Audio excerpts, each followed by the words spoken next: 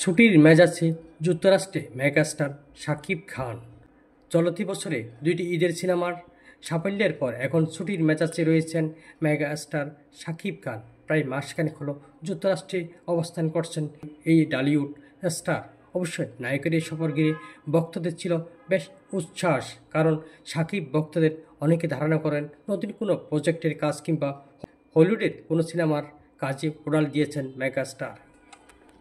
কিন্তু সাকিবের মার্কিন সফরের সঙ্গে শুরুর দিকে সিনেমা প্রসঙ্গ ছিল না কোনো সাড়া শব্দ।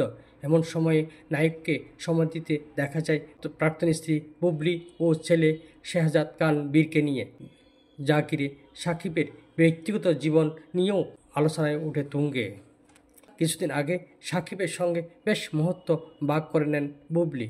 দেখা যায় ছেলে শেহজাদ ও বুবলিকে নিয়ে মার্কিন মুলুকে বিভিন্ন জায়গায় ঘুরে বেড়াচ্ছেন সাকিব। তবে নায়ক যে শুধু ছুটি কাটানোর কিংবা ঘোরাঘুরির উদ্দেশ্যে গেছেন তাই নয়, রয়েছে একটি চমক, আর তা মোটামুটি নিশ্চিত হওয়া গেল সাকিবের সাম্প্রতিক একটি বার্তা থেকে।